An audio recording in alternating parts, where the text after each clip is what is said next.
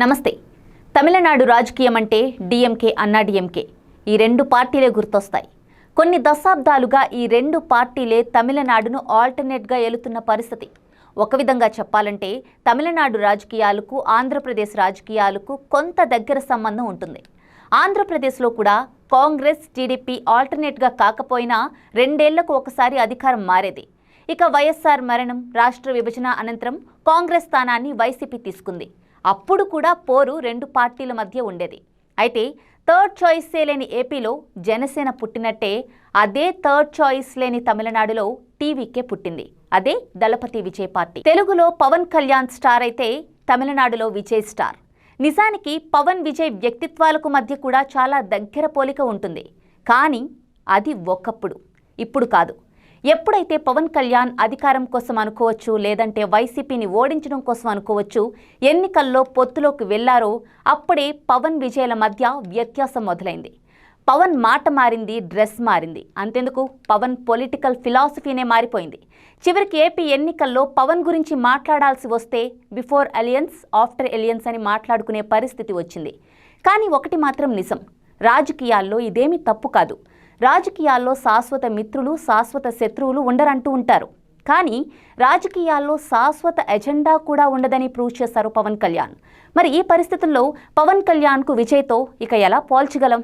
ఎందుకంటే దశాబ్దాలుగా అధికారంలో ఉంటూ రాజకీయ మనుగడ సాగిస్తున్న డిఎంకే, అన్నా డిఎంకే పార్టీలను తన సిద్ధాంత బలంతోనే కొట్టాలని విజయ్ నిర్ణయించుకున్నట్లుగా కనిపిస్తోంది.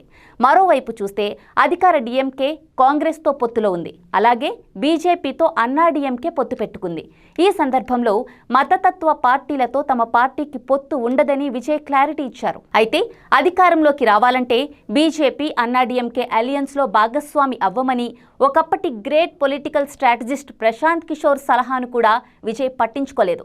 అధికారం కోసం తన సిద్ధాంతాలను విజయ్ పక్కన పెట్టలేకపోయారు. అటు కాంగ్రెస్తో కానీ ఇటు బీజేపీతో కానీ ప్రత్యక్షంగా పరోక్షంగా పొత్తులు ఉండవని తేల్చి చెప్పేశారు. తమ పార్టీ ఎజెండా పూర్తిగా తమిళనాడు కోసమే అని స్పష్టం చేశారు. మరోవైపు చూస్తే విజయ్ తన కార్యకర్తలను ఉద్దేశించి కీలక వ్యాఖ్యలు చేశారు.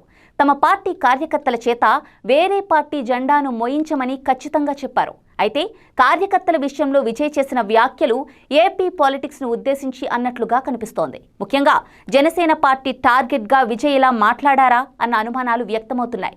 విజయ్ వ్యాఖ్యలు చూస్తే తన పార్టీ గెలవాలి, తన క్యాడర్ బాగుండాలి, వారు తమ సొంత జెండా మాత్రమే మోయాలి తప్ప మరొకటి కాదు అంటున్నారు. వాస్తవానికి విజయ్ అధికారమే ఎజెండా అనుకుంటే బీజేపీ, అన్నా డిఎంకే పొత్తులో భాగమయ్యేవారు. అలాగే తమిళనాడులో త్రిముఖ పోరు సాగితే ఓట్లు చీలి మళ్లీ డిఎంకేనే గెలుస్తుంది అని ఆయన భయపడట్లేదు. అలాగే ఒక పార్టీని టార్గెట్ చేసి ఓడించాలన్న జీవితకాల లక్ష్యం కూడా పెట్టుకోలేదు. అదే సమయంలో మరో పార్టీని దశాబ్దాలుగా మోస్తామని కూడా చెప్పడం లేదు. పార్టీ ఎందుకు పెట్టామో ఆ లక్ష్యాలను ప్రజల వద్దకు తీసుకువెళ్లి వారి మద్దతు సాధిస్తామని అంటున్నారు. తాను ఖచ్చితంగా గెలవాలని కోరుకుంటున్నారు. తానే సీఎం అవ్వాలని కోరుకుంటున్నారు. అందుకే విజయ్ పవన్ని ఉద్దేశించి ఈ వ్యాఖ్యలు చేసినట్లే అనిపిస్తోంది. నిజానికి విజయ్కి ఏపీ పాలిటిక్స్పై మాట్లాడేంత టైం కానీ ఇంట్రెస్ట్ కానీ రెండూ లేవు. ఎందుకంటే తమిళనాడులో ఎన్నికలు దగ్గర పడుతున్నాయి. విజయ్ తన పార్టీని ప్రజల్లోకి తీసుకువెళ్లేందుకు ఆయనకు చాలా తక్కువ సమయమే ఉంది. మరి ఇలాంటి టైంలో పవన్ని టార్గెట్ చేస్తూ విజయ్ మాట్లాడతారా అంటే ఖచ్చితంగా మాట్లాడతారనే చెప్పొచ్చు. దీనికి కారణం లేకపోలేదు. గత కొంతకాలంగా పవన్ కళ్యాణ్ తమిళనాడు పాలిటిక్స్లో వేలు పెడుతున్నారు. బీజేపీతో అలియన్స్ కారణంగా తమిళనాడు వెళ్లి బీజేపీ ఇచ్చిన స్క్రిప్ట్ చదువుతున్నారు. ఈ విషయం నేను చెప్తోంది కాదు. తమిళుల విషయంలో హిందీ భాషపై పవన్ కళ్యాణ్ మాట్లాడిన మాటలకు స్వయంగా విజయే పవన్ను నోరు అదుపులో పెట్టుకోవాలని, బీజేపీ ఇచ్చిన స్క్రిప్ట్ చదవొద్దని కోరారు. ఇక తాజాగా తమిళనాడులో జరిగిన మదురై మురుగన్ భక్తర్గల్ మహానాడు వేదికపై పవన్ కళ్యాణ్ మాట్లాడిన మాటలు కూడా మరోసారి వివాదాస్పదం అయ్యాయి. పవన్ కళ్యాణ్ తమిళనాడులో మత రాజకీయాలకు తెరలేపుతున్నారంటూ పవన్పై క్రిమినల్ కేసు కూడా నమోదైంది. మరి దీనికి కౌంటర్గానే విజయ్ ఇలా మాట్లాడి ఉండొచ్చు. ఇక అదే సమయంలో విజయ్ తన రాజకీయ ఫిలాసఫీని కూడా వినిపించినట్లయింది. ఇక విజయ్ వ్యాఖ్యలు విన్న పలువురు ఇది కదా అసలైన హీరోయిజం అంటే అని అనేవారు లేకపోలేదు. దీంతో విజయ్ చేసిన వ్యాఖ్యల పట్ల పార్టీ కేడర్ పూర్తి హర్షం వ్యక్తం చేస్తోంది. సీఎంగా విజయ్ని చూడాలని ఆయన అభిమానులుగా ఉన్నవారు అంతా కార్యకర్తలుగా టర్న్ అయ్యారు. అందుకే వారి మాటే తన బాట అని దళపతి క్లారిటీ ఇచ్చేశారు. నిజంగా ఆయన చెప్పినది గొప్ప మాట అని అంటున్నారు. ఆ మాట అనడానికి ఎంతో గట్స్ ఉండాలని అంటున్నారు. మొత్తానికి మొదటి స్టెప్లోనే విజయ్ తన క్యాడర్ మనసు గెలిచారంటున్నారు. అయితే ఇక్కడ మనం ఒక విషయం గుర్తించాలి. వాస్తవానికి పార్టీ పెట్టిన కొత్తల్లో అలాగే అలయన్స్కి ముందు పవన్ కళ్యాణ్ కూడా అచ్చం విజయ్ లాగే ధైర్యంగా మాట్లాడేవారు.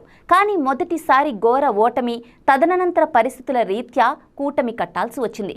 మరి ఇప్పుడు కొత్తగా పార్టీ పెట్టిన విజయ్ కూడా అదే వేడిలో మాట్లాడుతున్నారా అంటే ఏమో, తర్వాత రాగం మారుస్తారా అంటే చెప్పలేం.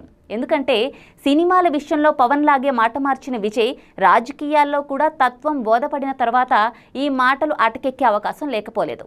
మరి చూద్దాం దళపతి విజయ్ ఒంటరి పోరాటం ఎంతవరకు సాగుతుందో.